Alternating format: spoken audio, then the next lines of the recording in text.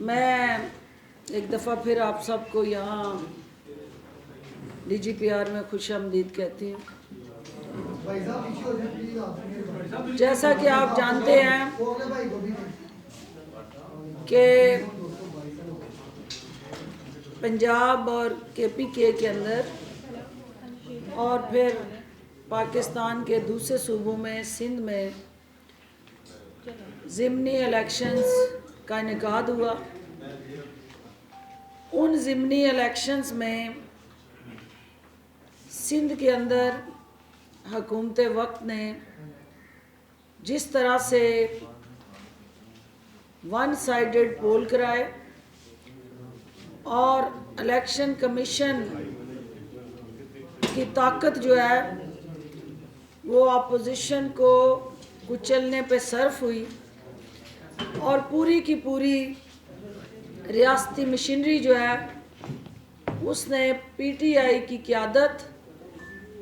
और PTI के कारकुनान समेत दीगर मुखालफिन को जिस तरह इंतकाम पसंदी का निशाना बनाया, यहाँ तक कि हलीम आदिल शेख साहब के साथ होने वाली ज़्यादती, नाइंसाफ़ी और मुसलसल उन्हें जेल में रख के जिस तरह से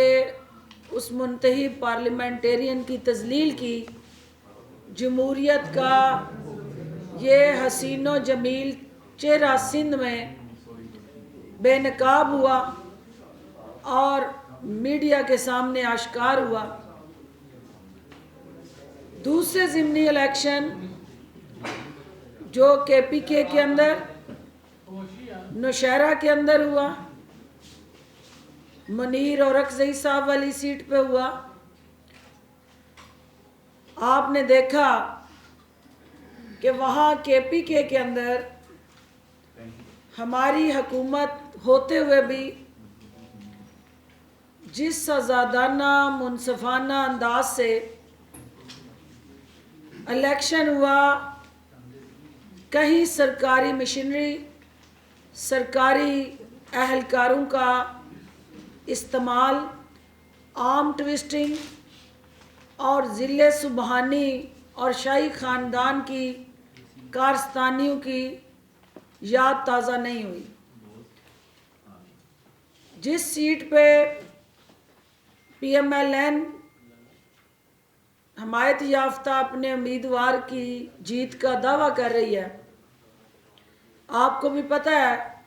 कि वहाँ PTI के मोर्चे में PTI के घर के भेदी ने वहाँ लंका ढा के वो ख़ानदानी और ज़ाती जो इख्तलाफात थे उसकी भेंट पार्टी मफाद को चढ़ाया गया। और जो आज जाली राजकुमारी और चोरों की नानी जो हैं, उसने एक दफ़ा फिर नौशहरा की जीत को अपने बयानिए की जीत करार दिया। तो मैं उसे ये कहना चाहती हूँ कि यही क़यादत वज़ीर आज़म इमरान ख़ान की सरबराही में और यही वो हुकूमत वो KPK के अंदर हो या पंजाब के अंदर हो, वो एक ही विज़न लेके निकली है कि हमने इदारों को मुस्तहकम करना है, बाख्तियार बनाना है, उन्हें आइन और कानून के दायरा कार का पाबंद बनाना है। अगर नौशहरा के अंदर नून लीग जीतती है तो वहाँ PTI की क़यादत जो है वो कहीं इलेक्शन को डिस्टर्ब करने के लिए हथकंडे इस्तेमाल नहीं करती और उसको वो अपनी जीत करार देती हैं। वही क़यादत जब पंजाब के अंदर 2 सीटों पे ज़िमनी इलेक्शन होता है और एक सीट जो नून लीग जीती है उसी वज़ीर आला की सरबराही में वही सरकारी मशीनरी और इलेक्शन कमीशन वज़ीराबाद में नून लीग का जो रिज़ल्ट है उस पे ये बगले बजाते हैं और उसे अपनी शानदार फतह करार देते हैं। और वही इलेक्शन कमीशन, रियासती मशीनरी और हुकूमत डस्का के ज़िमनी इंतखाब को, जहां वोट को इज्जत दो के नारा लगाने वाले बेनकाब होते हैं और जिनको आवाम इज्जत देती है, वोट देती है, और इनकी फिरौनियत की, मनशियात फरोशी की, गद्दी नशीनी और जान नशीनी की सियासत को जड़ से उखाड़ के फेंकती है, वहाँ ये धांधली का रोना रोते हैं। एक ही वक्त में दोहरे मेयार। और अभी प्रेस कॉन्फ्रेंस के अंदर जिस तरह से इस खातून ने मुसलसल झूठ बोला, बदकिस्मती से जो वज़ीराबाद की वीडियो वो दिखा रही है जिसके अंदर बैग उठा के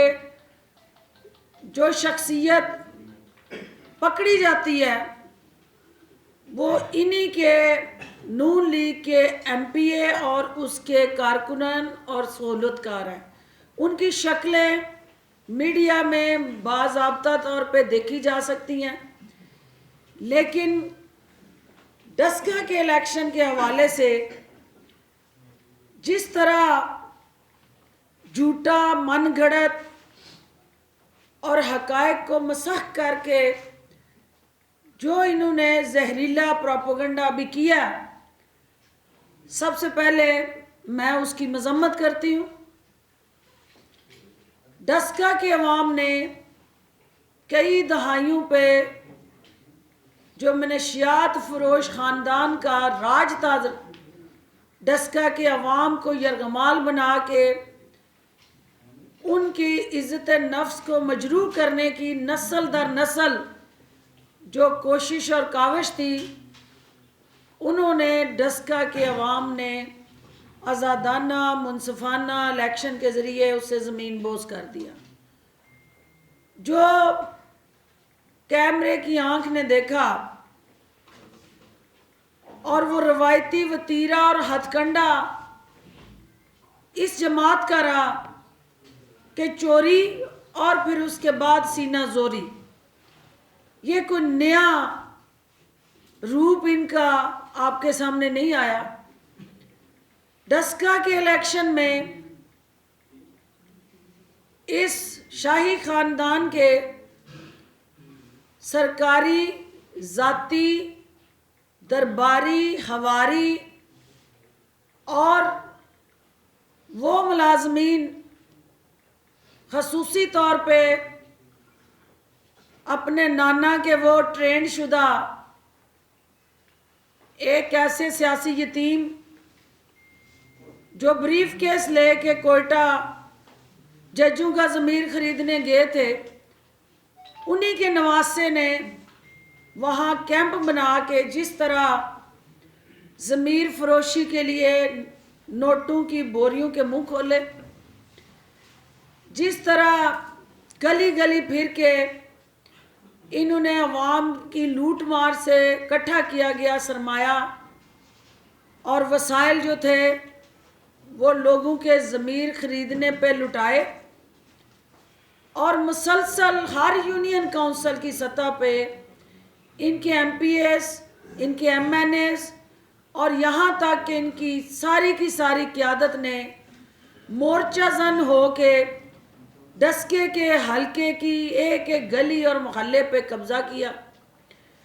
और पोलिंग वाले दिन जिस तरह से इन्होंने वहाँ मैदान जंग बना के पोलिंग कैंप्स में बैठ के राना सनाउल्लाह जो सानिया मॉडल टाउन के मास्टरमाइंड है, उसने पुरअमन इलेक्शन के माहौल को पुरतशद्दुद बनाने में जो किरदार अदा किया, उकसाया आवाम को, और जिसका नतीजा 2 कीमती जानें जो हैं वो चली गईं। मैं उनके लवाहकीन से भी इज़हार तज़ियत करती हूँ। आज अफसोस की बात ये है कि ये चोरों की नानी अवाम को एक दफ़ा फिर जो है हक़ाइक़ मसख़ करके झूठा और जहरीला प्रोपेगेंडा, इसके तोपों से जो गोले बरसाए जा रहे थे हुकूमत पे, उसमें इसने कहा कि ये गुंडागर्दी और फायरिंग जो थी वो हुकूमती कैंप से की गई। पूरी दुनिया ने देखा और सोशल मीडिया में वो वीडियो मौजूद है जिसमें नून लीग के कारकुनान, नून लीग की क़यादत, पीटीआई के उस पोलिंग हमारा जो एजेंट था उसको जिस तरह हमलावर हो के सीधी गोलियां मार के उसकी इन्होंने जान ली, और बाकी जो ज़ख्मी अभी पड़े हुए हैं, बजाय इसके कि ये शर्मिंदा हो कि ये नून लीग की कारस्तानियाँ जो हैं उन्होंने कल डस्का का इलेक्शन लहूलुहान करने के लिए जो प्लानिंग की थी उसमें वो किस हद तक कामयाब हुए। जो इन्होंने इलेक्शन के 360 पोलिंग स्टेशंस पे रिजल्ट्स को चैलेंज करते हुए उन पोलिंग स्टेशंस का नतीजा रुकवाने के लिए एप्लीकेशन दी, जहां प्रिजाइडिंग ऑफिसर्स ताख़ीर से पहुंचे। आप भी जानते हैं 2018 के इलेक्शन को जो कवर करते रहे वो भी इस हकीकत से आगाह हैं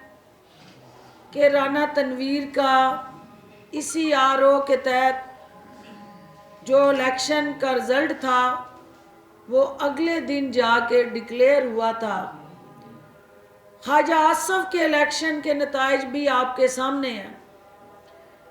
और ये एक रवायती अमल होता है 360 पोलिंग स्टेशंस में। अगर किसी जगह कल के मौसम की धुंध आपके सामने थी, जो वहाँ रिपोर्टिंग कर रहे थे कि हाथ को हाथ दिखाई नहीं दे रहा था, और ये 45 किलोमीटर पे मुश्तमिल हल्का है जिसकी आज खुद उसने तस्दीक की है कि ये हल्का दूर दूर देहात तक फैला हुआ है, और 3 सूबाई असम्बली के हल्के मिल के इस एक एनए के हल्के को जन्म देते हैं। तो वहाँ जो 21 पोलिंग स्टेशंस जो पसरूर तहसील के साथ जुड़े थे, वहाँ से अमले ने व्हाट्सएप के ज़रिए रिज़ल्ट अपने मुतलका आरओ को दिए, लेकिन वो बैग और थैले जो थे वो उन्होंने सहरी टाइम उनको पहुँचाए। और ये एक रूटीन प्रैक्टिस होती है हर इलेक्शन में, चंद पोलिंग के रिज़ल्ट जो हैं वो अपने प्रिजाइडिंग ऑफिसर्स की मजबूरियाँ, महकमाना मसाइल, ट्रांसपोर्ट की कमी और फिर मौसमी असरात, ये सारी चीज़ें मिल के उस पूरे प्रोसेस को डिले हुआ। मुझे आज 2 अहम चीज़ें आपसे शेयर करनी है। एक बात तो ये है कि अल्हम्दुलिल्लाह पाकिस्तान तहरीक-ए-इंसाफ के उम्मीदवार अली असद मली साहब ने नस्ल दर नस्ल ग़ुलामी का जो तौक था डस्का के अवाम के गले में, उसको उतार फेंके, और पीटीआई जो है वो अब तक के जो नताइज 360 पोलिंग स्टेशन के प्रिजाइडिंग ऑफिसर और आरओस की मौजूदगी में मुरतब किए गए, उनके मुताबिक जो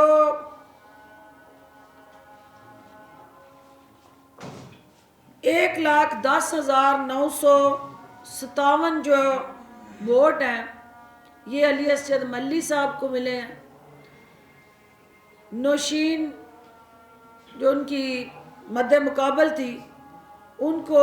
1,01,879 वोट मिले हैं। इसके मुताबिक जो है वो पीटीआई की जो जीत है वो तकरीबन जो है वो 9,078 वोट की बनती है। इसको अगर आप एनालिसिस करें इस इलेक्शन का तो ये वो हल्का था जो 2008 में पीटीआई वर्सेस पीटीआई और इंडिपेंडेंट्स ने इलेक्शन कॉन्टेस्ट किया। इस इलेक्शन के अंदर जो आज़ाद उम्मीदवार थे उस्मान खालिद, उन्होंने पीटीआई की हमायत का ऐलान किया। जो हमारा स्प्लिट वोट था, जो हमारे एमपीएस इंडिपेंडेंट पार्टी की टिकट ना मिलने की वजह से उस हलके से लड़ रहे थे, वो वोट भी एक जगह कंपाइल हुआ और अल्टीमेटली वो पीटीआई की जो स्कैटर्ड स्ट्रेंथ थी वो एक जगह इकट्ठी हुई और हम अपना वो वोट जो जनरल इलेक्शन में स्कैटर्ड था उसको एक यूनिफॉर्म पॉलिसी के तहत पीटीआई के कैंडिडेट की हमायत में वो वोट डला। जो पीएमएलएन का वोट था उसमें कमी आई, लेकिन अगर उनकी भी स्टैटिस्टिक्स आप देखें तो उनके जो अपना वोटर था नून लीग का, उसको कोई ज़्यादा फर्क वहाँ पे भी दिखाई नहीं दे रहा। जो ये वावेला और प्रोपेगेंडा है, हमारा रिटर्निंग ऑफिसर साहब के हवाले से जो तहफ़्फ़ुज़ात हैं, जो पहले दिन से आसन इकबाल साहब के हलके से नारोवाल से इलेक्शन कमीशन जो है वो ऑफिसर जो है उसको यहाँ इस हलके का रिटर्निंग ऑफिसर बनाते हैं। ख्वाजा साद रफ़ीक के हलके से डिस्ट्रिक्ट मॉनिटरिंग ऑफिसर जो है उसको तैनात किया जाता है। मुसलसल डिस्ट्रिक्ट मॉनिटरिंग ऑफिसर और रिटर्निंग ऑफिसर जो हैं वो पीटीआई के कैंडिडेट्स और पीटीआई की जो लोकल लीडरशिप है उनके लिए मसाइल पैदा करते हैं। कई नोटिस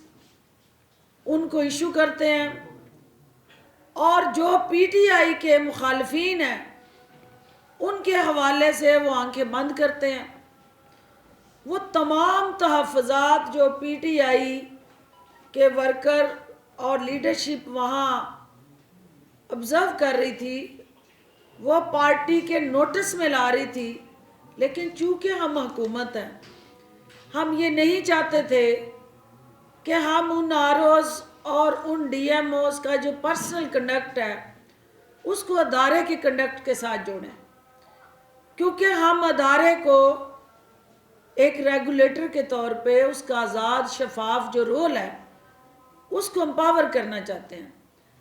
लेकिन वो एक छेड़खानी का जो सिलसिला था ये जारी था जब से इलेक्शन अनाउंस हुआ। उसके बाद रात वो बिल्ली थैले से बाहर आ गई कि जब उसी आरओ साहब के ऑफिस में जिनके टेबल के ऊपर 360 पोलिंग स्टेशंस के रिजल्ट पड़े थे और जो लेट बैग आए उनके प्रिजाइडिंग ऑफिसर्स ने उनको ये बताया कि ये व्हाट्सएप पे आपको शाम 7 बजे मैं व्हाट्सएप कर चुके हैं हम, क्योंकि ये अब टेक्नोलॉजी के ज़रिए प्रिजाइडिंग ऑफिसर जहाँ पे भी है वो रिज़ल्ट उस व्हाट्सएप ग्रुप में दे देता है। बाकी टेक्निकल चीज़ें होती हैं जो आके वो बैग रिसीव कराता है। जब व्हाट्सएप पे वो रिज़ल्ट उनके पास मौजूद थे तो फिर वो मुतलका फॉर्म 45 का इंतज़ार किया उन्होंने, ठीक है, उनका राइट था। जब वो फॉर्म 45 आ गए तो फिर उस रिज़ल्ट को अनाउंस क्यों ना किया गया? उसकी रीज़न क्या थी कि आसन इकबाल साहब खसूसी तौर पे आरओ साहब के लिए तशरीफ़ लाए। सारी रात मियाँ जवेद लतीफ़, उज़मा बुखारी, अता ताड़ड़, इनके दर्जनों एमएनए और एमपीए उस आरओ के ऑफिस में बैठे उसको डिक्टेट करते रहे और इलेक्शन के इन नताइज को रुकवाने के लिए दरख्वास्तबाजी करते रहे। हमें इलेक्शन का जो प्रोसेस है सबको पता है कि हर हारने वाला जो है वो अपनी हार को तस्लीम नहीं करता और उसके लिए जवाज़ और मुख्तलिफ तरह के बहाने और हीले तलाश करता है, और एक रवायती प्रैक्टिस है। इसी तरह नून लीग ने रात जो किया वो सिर्फ और सिर्फ उस डस्का के अवाम की जो उनको मुस्तरद करके उनकी नस्ल दर नस्ल सियासत का खात्मा किया है, और जो छोटी सी सर्जरी के लिए बाहर जाना चाहती थी, अब डस्के के अवाम ने उनकी बड़ी सर्जरी की और जो उनके लिए नाकाबिल कबूल थी। वो तड़प, वो इस वक्त इंतशार, इस्तराब और जिस तरह का बयानिया नून लीग मीडिया में लेके आई है, मैं उसकी भरपूर अल्फाज में मजम्मत करती हूँ। मुझे मीडिया से भी ये रिक्वेस्ट करनी है कि जब फॉर्म 45 और पोलिंग के बैग्स और उसका रिजल्ट जो है शाम से लेके रात तक वो तखीर का शिकार हुआ, तो वो कौन सी गिद्दड़ सिंगी मीडिया के पास थी जिसने रात 9 बजे के बाद पीटीआई के उम्मीदवार को दूसरे नंबर पे और पीएमएलएन के उम्मीदवार को पहले नंबर पे अपने फिगर्स के साथ चैनल्स की स्क्रीन पे दिखाया? वो रिजल्ट कहाँ से आ रहे थे? वो रिजल्ट जो यहाँ से गए हुए मीडिया के अंदर बैठी उनकी काली भेड़ें हैं, जिनको इस मकसद के लिए प्लांट किया गया था कि उन्होंने उस इलेक्शन को कंट्रोवर्शियल करना है, और वो इलेक्शन सेल जो था पीएमएलएन का, वहां से बैठ के अपने चैनल्स को वो रिपोर्टिंग कर रहे थे। जो येलो जर्नलिज्म है, जो इंजीनियर्ड, प्लांटेड और पर्सनली मोटिवेटेड एक्ट है, जिसका हम बाज़ाब्ता तौर पे पैमरा के ज़रिए उन चैनल से प्रोटेस्ट करने जा रहे हैं, और हम उनसे ये दरख्वास्त करने जा रहे हैं कि जिस जिस चैनल ने वो रिज़ल्ट्स अपनी स्क्रीनों पे दिखाए, वो या तो हमें वो ऑथेंटिक सोर्स दे, क्योंकि ऑथेंटिक सोर्स जो है वो है आपका आरओ ने तो अब तक वो रिज़ल्ट डिक्लेयर नहीं किया। तो उन्होंने किस तरह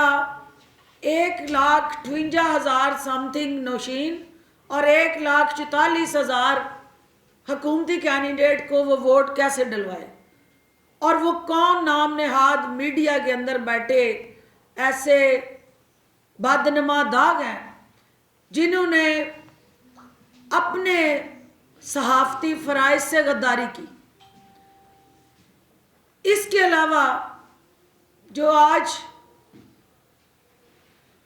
इनकी दरख्वास्त के बाद नताइज रोकने की इन्होंने एप्लीकेशन दी, इलेक्शन कमीशन कानून और कायद के और ज़वाबत की पाबंदी करते हुए जो नताइज उनकी टेबल पे पड़े हैं उनका ऐलान करे क्योंकि उनके अपने कवानीन के मुताबिक पोलिंग के बैग खोलने का इख्तियार ट्राइब्यूनल्स के पास है। वो अपना काम करें और उसके बाद उनकी दरखास्तें उसको चैलेंज करने के लिए जो आईनी और कानूनी तरीका है उसको अख्तियार करें। हमें कोई एतराज़ नहीं है कि ट्राइब्यूनल उस हवाले से जिस तरह से चाहे इंक्वायरियाँ करे, तहकीकात करे, लेकिन जो इलेक्शन कमीशन के अपने क़वाइद ज़वाबित हैं उन पर फिलफौर अमल करे। पाकिस्तान तहरीक इंसाफ के उम्मीदवार की जीत का ऐलान हो,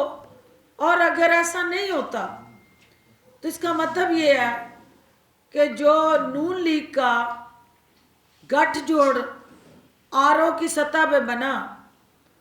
उस गठजोड़ की जड़ें जो हैं वो कहीं और तक अगर कनेक्ट हो जाती हैं तो ये पाकिस्तान तहरीक इंसाफ के उस वोटर के हकूक़ पे डाका ज़नी है। जो इंक्वायरी रिपोर्ट के लिए सूबाई इलेक्शन कमिश्नर और उनके साथ 2 डायरेक्टर्स चीफ इलेक्शन कमिश्नर साहब ने भेजे हैं, हम उसको कदर की निगाह से देखते हैं। हमारा दामन साफ है, हमें कोई मसला नहीं है। हमारा कंसर्न सिर्फ एक है कि वो टीचर्स जिनकी तजलील की गई, जिनको लाइनों में खड़ा किया गया और उन उसातिज़ा का वक़ार मजरू किया गया, उनको सामने रखते हुए मज़ीद अज़ियत से ना गुजारा जाए और उस प्रोसेस को आगे बढ़ाया जाए, आइनी और कानूनी तकाज़े पूरे करते हुए फिलफौर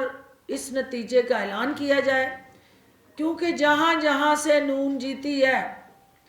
पीटीआई ने कहीं नताइज रोकने की दरखास्तें नहीं दी हैं। पीटीआई ने कहीं पे भी वीडियोस के सहारे लेके अपनी उस शिकस्त को छुपाने की कोशिश नहीं की हैं, क्योंकि शिकस्त तस्लीम करने के लिए भी जुर्रत चाहिए, हौसला चाहिए, बहादुरी चाहिए। जो ड्राइंग रूम के अंदर बैठी क़यादत है, जो ड्राइंग रूमों की पैदावार है, उनके लिए उनके जब पाँव से तख्त सिरकते हैं तो उनको एक्सेप्ट करना वाकई मुश्किल है। मैं मीडिया से ये तवक्को करती हूँ कि आप हक़ाइक़ के अलंबरदार हैं, आप सच की आवाज़ हैं, और जिस तरह से मिस रिपोर्टिंग कल हुई, जिस तरह से हक़ाइक़ मसाख़ किए गए और जिस तरह पीटीआई की क़यादत को दागदार करने के लिए डस्के की इस फतह को नून लीग की उस दर्द के साथ जोड़ के उसके साथ नत्थी करते हुए मतनाज़ा बनाने की कोशिश की गई, वो ज़्यादती है, नाइंसाफ़ी है। मीडिया जो है तस्वीर के दोनों रुख दिखाए। मीडिया कैंप के अंदर बैठे राना सनाउल्लाह से ज़रूर ये सवाल करे कि आप अपने जत्थे, अपने मसल्ला गार्ड्स, अपने तमाम जो पीटीआई की क़यादत एमपी और एमएनएज़ हैं, उनका वहाँ मौजूद होना और इलेक्शन कमीशन का, रिटर्निंग ऑफिसर का उस हवाले से चुप साध लेना, इस पे सवालिया निशान पैदा करता है। हमें इदारों का एहतराम और इस्तेहकाक जो है वो हर चीज़ से मुकद्दम है, लेकिन इदारों को भी किसी जमात का जैली विंग हम नहीं बनने देंगे। हम अदारों को आज़ादाना, मुनसफाना और उनका जो आइनी किरदार है उसको अदा करने के लिए सहूलतकारी करेंगे। और जो वीडियोस दिखाई गई, वो वीडियोस जो हैं वो सस्ती शोहरत के हामिल,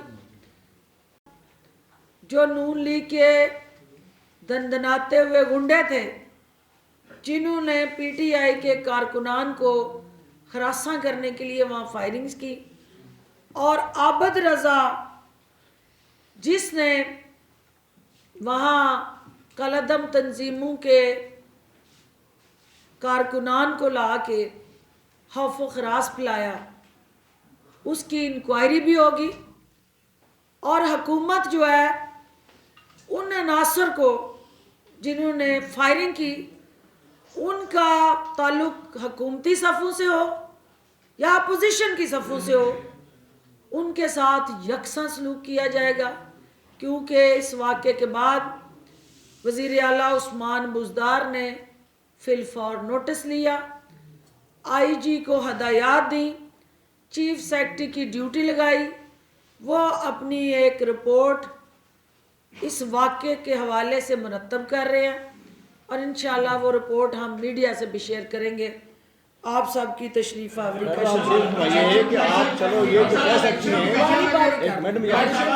जो पास है उधर से शुरू कर। मैडम आप ये फरमाएं कि आप नून लीग का बयानिया मुस्तरद कर सकती हैं, मरियम नवाज का बयानिया मुस्तरद कर सकती हैं, लेकिन एक इलेक्शन कमीशन एक इदारा है, उन्होंने आज 3 बजे जो प्रेस रिलीज जारी की है, उन्होंने बाकायदा तौर पर उसमें मेंशन किया है कि 20 पोलिंग स्टेशन ऐसे थे जहां ये रद्दोबदल होने का कभी इम्कान था, उसकी तहकीकात हो रही है। क्या वो भी नून लीग ने जारी करवा दिया उनसे? नहीं, देखिए इलेक्शन कमीशन ने नून लीग की जो दरख्वास्त है, उस दरख्वास्त के जो कंटेंट हैं उसकी रोशनी में ये प्रेस रिलीज थी। क्योंकि जब ये वावेला किया गया कि हुकूमत ने ये नताइज रुकवाए हैं और हुकूमत नहीं चाहती कि ये रिज़ल्ट अनाउंस हो, उन्होंने उसकी वजाहत की है कि ये एप्लीकेशन जो है वो PMLN की तरफ से आई है, और PMLN ने जो दरख्वास्त की है कि ये पोलिंग स्टेशन जो हैं इनके हवाले से तहकीकात करें कि ये ताख़ीर से रिज़ल्ट लेके क्यों आए। क्या आपने ज़िंदगी में पहली दफ़ा तो ये इलेक्शन नहीं कवर किया होगा? हम भी इलेक्शन लड़ते हैं, हमें भी पता है कि दूर दराज इलाकों से जब पोलिंग की रिज़ल्ट आते हैं और वो हमेशा ताख़ीर होती है, और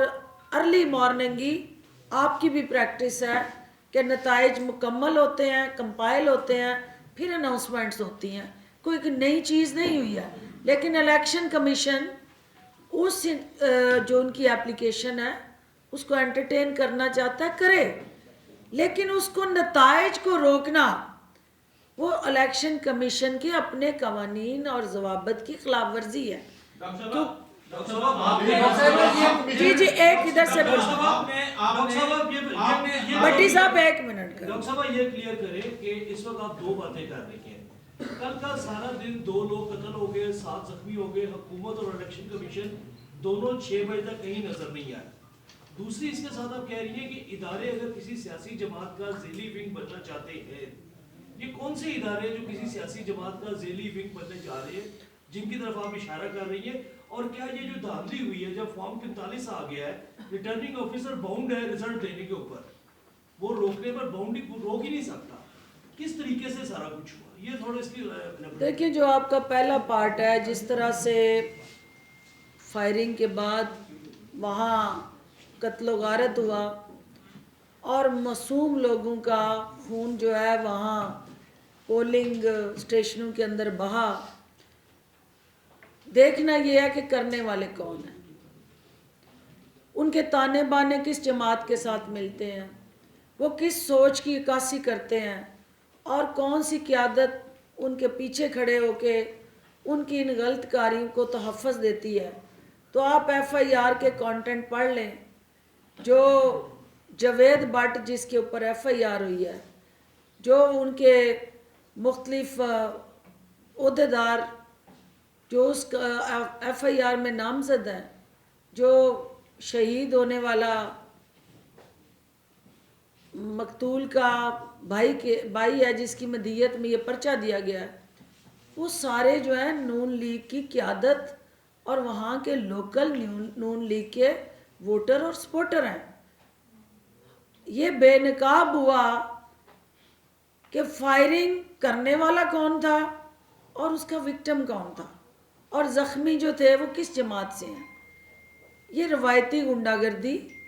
और ये हटदर्मी है नून लीग की कि बजाय इसके कि आज मरियम नवाज के अंदर जुर्रत होती और इकबाल जुर्म करती, वो इकरार जुर्म करती कि मेरी जमात के ये जो गुंडे हैं जिन्होंने ये काम किया है, मैं उनको जमात से निकालने का ऐलान करती हूँ, मैं उनको बेदखल करती हूँ जमात से, तो कौम को ये मैसेज आता कि इनकी जमात के अंदर इस तरह के इंतशार पसंदी वाले फसाद रखने वाली सोच जो है नासर हैं, उनकी गुंजाइश नहीं है। ये तो इनकी छतरी के अंदर पलने वाले वजदहे हैं जिनको छोड़ा जाता है हर उस मौके पे जहां इन्होंने अवाम के हकूक़ पे डाका डालना होता है,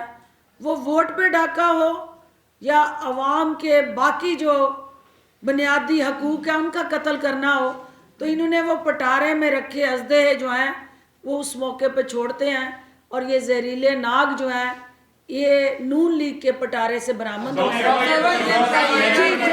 जो दूसरा जो इनका दूसरी जो बात इन्होंने कही, देखें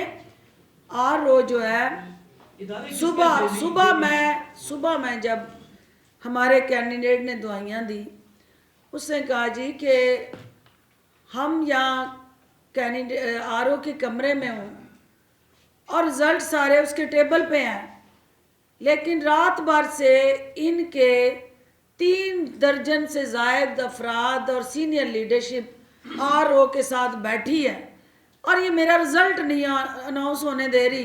तो आप लोग क्यों मेरी मदद नहीं कर रहे, आप लोग क्यों मुझे, मैं यहाँ कैंडिडेट बैठा और बाकी सारे। मैं जब वहाँ पे पहुँची हूँ तो मैंने जाके RO से पहला सवाल ये किया कि ये जितने लोग यहाँ बैठे हैं कानूनी तौर पे क्या आपको ये इजाज़त है, कानून इस बात की इजाज़त देता है कि ये लोग RO के कमरे में बैठ के आपको डिक्टेट करें, और अगर नहीं देता तो इन सब को मुझ समेत बाहर भेजें और आप यहाँ कानून की अमलदारी करें। उन्होंने कहा जी ये भी बैठे हैं, ये आपके लोग भी बैठे हैं, तो देखें ना दोनों तरफ बैठे हैं। अब जहाँ दोनों तरफ बैठे हैं तो इसका मतलब है कि वो जिसने कानून की पासदारी करनी थी वो कानून के हाथों खुद गूंगा बहरा बन के अपने उन आईनी और कानूनी फ़राइज़ से लाइलम था। इसी वजह से आसन इकबाल साहब को वहाँ एंटरटेन किया गया और जिस तरह सारी रात वहाँ दावतें होती रहीं, उसके दफ्तर के अंदर PTI के हकूक़ को कत्ल किया जाता रहा, उसका कोई जवाब अभी तक नून लीग की क़यादत ने नहीं दिया कि आसन इकबाल के हलके से आने वाला इलेक्शन कमिश्नर की तरफ से अपॉइंटेड RO जो है उसका रवैया जो है वो एंटी PTI क्यों था, और वो नून लीग का या तो कारकुन अपने आप को डिक्लेयर करें और या उस इदारे के साथ वफादारी निभाएं, उस कानून के साथ वफादारी निभाएं जिस इदारे के वो मुलाजम है। और उसकी रूह में मैं ये समझती हूँ कि चीफ इलेक्शन कमिश्नर साहब ने जो वहाँ टीम भेजी है, उस टीम ने जो उनको अपनी रिकमेंडेशन देनी है वो फिलफौर वो रिकमेंडेशन लें और आइन और कानून के तकाज़ों को पूरा करते हुए इस रिज़ल्ट को अनाउंस करें। बाकी ये सारी बहस है। ये फरमाइएगा जी गज़ाफी, आपका कैंडिडेट दुहाइयाँ देता रहा, इलेक्शन कमिश्नर पंजाब जो दुहाइयाँ देता रहा कि रात को पूरा एक 30-20 लोगों का रिजल्ट लेके जो प्रिजाइडिंग ऑफिसर गायब हो गए, इलेक्शन कमीशन दुहाइयाँ देता रहा, ना RO ने फ़ोन उठाया, ना IG साहब ने फ़ोन उठाया, ना DPO साहब ने फ़ोन उठाया, ना चीफ साहब ने फ़ोन उठाया। तो इंतज़ामिया तो PTI की, इलेक्शन कमीशन अगरचे इंडिपेंडेंट है तो फिर उनका टेलीफोन क्यों नहीं उठाएगा? 6:30 बजे ये सारे एकदम वहाँ पे वारिद हो गए, ये क्या मामला है? इसकी जरा वजाहत। ये इम्पोर्टेंट सवाल है आपका। देखें, जो आपका दुहाइयाँ देने वाला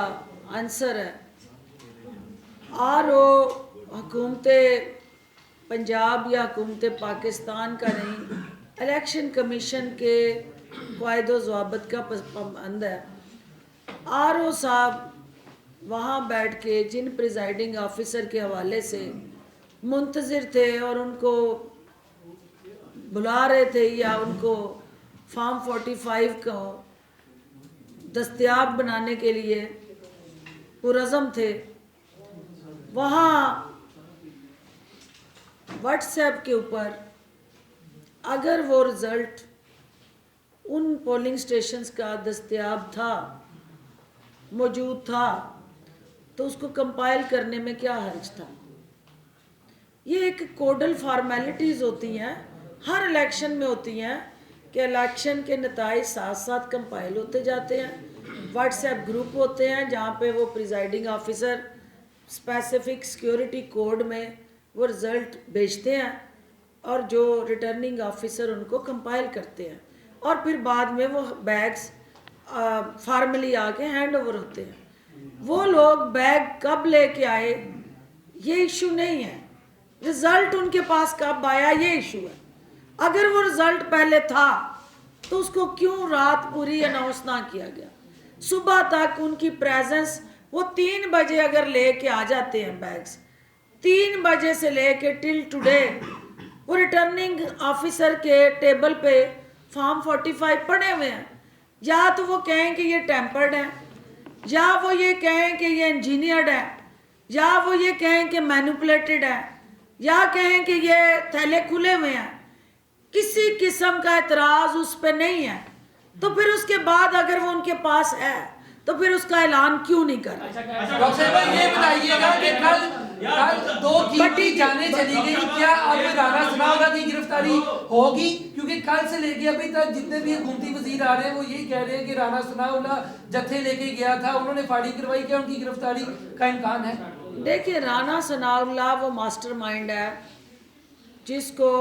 हमेशा नून लीग ने अपने मुखालफ बयानिए को कुचलने के लिए जानी और खूनी खेल खेलने के लिए इस कार्ड को इस्तेमाल किया है। और वो मैं नहीं कह रही, उनकी अपनी जमात के अंदर आबद शेर अली के वालिद की स्टेटमेंट मीडिया चला ले कि वो कत्लो गारत और खून की नदियां बहाने का जहां नून लीग का एक प्लान वाजिया होता है वहाँ ये मौसूफ पहले भेजे जाते हैं ताकि हवा बनाए, माहौल बनाए, फ़ज़ा बनाए, ताकि वो अपने प्लान पे अमल कर सकें। FIR के कंटेंट के मुताबिक जो भी मुल्ज़म होगा, जिसको मदई नामज़द करेगा, उसकी गिरफ्तारी होगी। हुकूमत किसी से इंतकाम नहीं लेना चाहती। जो इंक्वायरी और रिपोर्ट वज़ीर आला और IG साहब ने तलब की है, उन हक़ाइक़ की रोशनी में हम अगला लाए अमल तय करेंगे। भट्टी साहब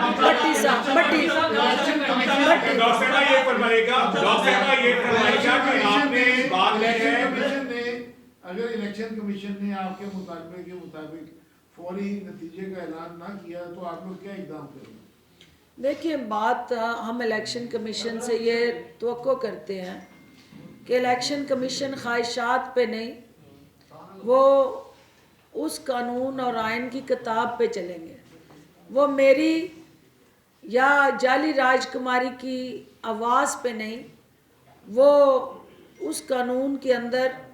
जो उनके पास हासिल इख्तियार है उसके मुताबिक अपना किरदार अदा करेंगे। मुझे उम्मीद है कि जो हक़ाइक़ नून लीग ने मसख करके उनको पेश किए, इंक्वायरी के बाद जो उनके पास रेलिवेंट इंफॉर्मेशन आई है वो उसमें इंसाफ करेंगे और कानून की बालादस्ती को यकीनी बनाएंगे।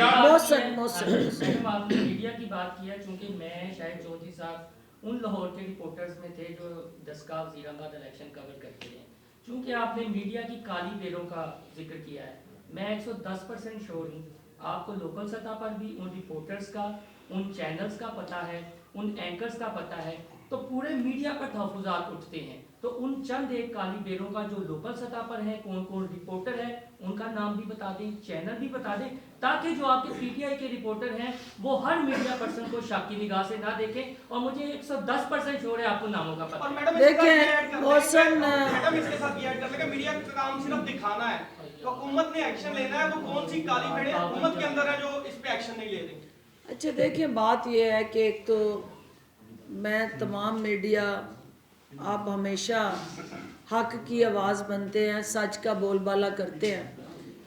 आपको भी पता है कि सारी रात जो है किस तरह नताइज जो थे उनको बेबुनियाद, इंजीनियर्ड, प्लांटेड, फैब्रिकेटेड फिगर्स के साथ स्क्रीन के अंदर लाया जाता रहा। और फिर मैं ख़ुद उन चैनल्स के साथ सुबह तक मसरूफ़ रही कि ये दुरुस्त नताइज नहीं है, ये दुरुस्त आपका फिगर्स नहीं है, उसमें वो हटाते भी रहे। फिर उन चैनल्स ने, मज़े की बात ये है कि आखिर में इस चीज़ को उन्होंने कहा जी वो भेड़ चाल नहीं है जी, सारे दिखा रहे हैं जी, सारे अगर गलत दिखा रहे हैं, अगर कुएं में एक गिरेगा तो सारे गिर जाएंगे। वो वहाँ की लोकल रिपोर्टिंग, जब मैंने चैनल्स को कॉल करनी शुरू की, उन्होंने कहा जी जो हमारा लोकल रिपोर्टर वहाँ गया है उसकी तरफ से ये इन्फॉर्मेशन आ रही है। मैंने कहा आप इसको वेरीफाई करें,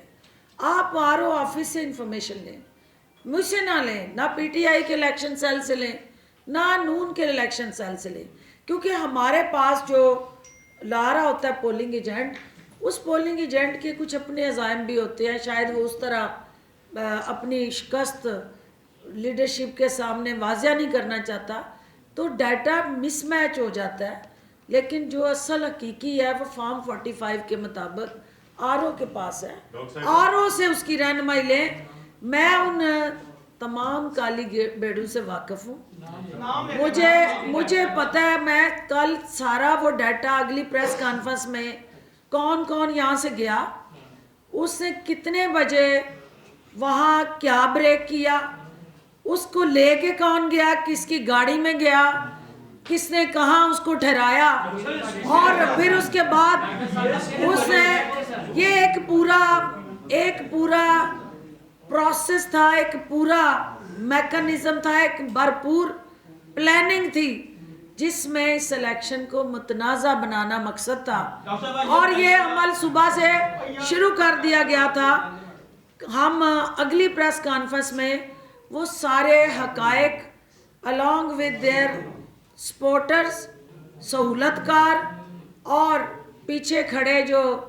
उनको थपकियां देने वाले नासर थे, उन सब को बेनकाब कर। जी भट्टी की सुन लें बेटी। बकौल आपके कि ये जो सारा आरओज ने इलेक्शन नताइज को रोके हैं, तो इससे आप ये समझने में हक बजानत होंगी कि इस वक्त जो है नून लीग की जड़ें जो हैं वो किसी इदारे के साथ कनेक्ट हो चुकी हैं, गहरी हो चुकी हैं। तो क्या आज पाकिस्तान के जर्नलिस्ट इस बात के ऊपर तजिया कर सकते हैं कि पीटीआई की हुकूमत जिसकी जड़ें के हवाले से नून लीग इल्जाम लगाती थी कि उसकी जड़ें किसी इदारे के साथ कनेक्ट हैं और बहुत गहरी हैं, आज हम ये समझें कि पीटीआई का जो गमला उस आंगन में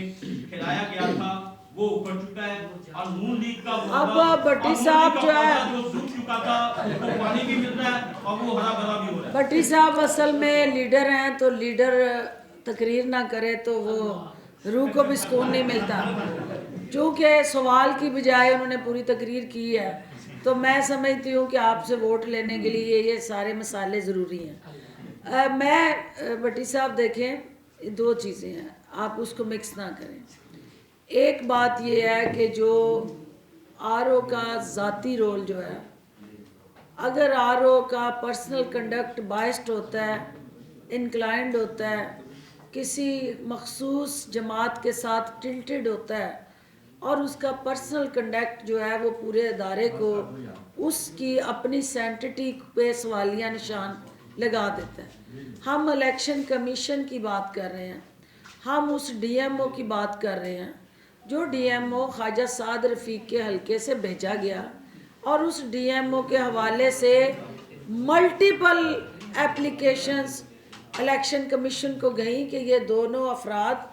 गठजोड़ करके इस इलेक्शन को सबोताज कर रहे हैं। तो इलेक्शन कमीशन के कान पे जूं क्यों ना रेंगी और वो क्यों उन्होंने अपने अफसरान को खुली छुट्टी दी कि वो किसी एक जमात के लिए सहूलतकारी करें। ये भी इलेक्शन का रिजल्ट ना आना उसी सहूलतकारी की कासी करता है। जो जिस तरफ आप जाना चाहते हैं, पीटीआई जो है वो अवाम में जड़े और अवाम की ताकत पे यकीन रखती है और हमारी आबियारी जो है, हमारा वोटर जिसने पीटीआई के उम्मीदवार को 1,10,957 वोट दे के वहाँ पीटीआई की जड़ें मजबूत की हैं, वो हमारी ताकत है और उसी पे हमें फ़ख्र है। लास्ट ये फरमाइए कि मरियम बीबी ने एक मतलब फिर से इसमें NA 75 में जो है दोबारा पोलिंग का मुतालबा कर दिया है और दूसरा ये भी कहा जा रहा है कि कल जो इलेक्शन था वो पीटीआई ने पीटीआई स्टाइल में नहीं लड़ा बल्कि डॉक्टर फरदौस आशिक अवान के स्टाइल में डंडी पट्टी लड़ा है। जिन इलाकों में उनकी अक्सरियत थी वहां पर पोलिंग जो है बार बार रुकवाई जाती रही है, इल्जाम है, इस पे क्या कहेंगे आप? देखिए, ये इलेक्शन के एक होते हैं जो वजीराबाद में हुआ, सारा रूरल एरिया हमने जीता। रूरल जितनी लीडरशिप हमारी, अहमद नासर चट्ठा साहब को मैं खराज तहसीन पेश करना चाहूँगी। पीटीआई वजीराबाद को खसूसी शाबाश दूँगी कि इन्होंने जिस तरह इन गुंडों का शहर के अंदर मुकाबला किया। हम अब शहर के आने वाले जो नताइज थे, क्या पीटीआई ये कहे कि इन्होंने वहाँ पोलिंग स्टेशंस पे जिस तरह यरगमाल बनाया लोगों को, हमने उन नताइज को कबूल किया और हम ये चाहते हैं कि नून के अंदर भी इतना ज़रफ़ हो कि वो शिकस्त को तस्लीम करना सीख लें और अपने रवायती इल्ज़ाम तराशियों का जो पंडोरा बॉक्स वो खोलते हैं उसको बंद कर लें और जो सियासत है उसके अंदर ये तशद्दुद का अंसर नून लीग लेके आई है। चमक के मोजद और बानी नून लीग की क़यादत है। तो ये भी ज़रा अपनी अदाओं पे गौर करके कौम के हिसाब से खेलना बंद करें। और जो आपने कहा कि उसके लिए इलेक्शन कमीशन से जो उन्होंने बात की है, एक अपील हम कर रहे हैं, एक अपील इलेक्शन कमीशन से अपोजिशन कर रही है। दोनों का हक है अपने लिए, अपने हक के लिए खड़ा होना, लेकिन देखना ये है कि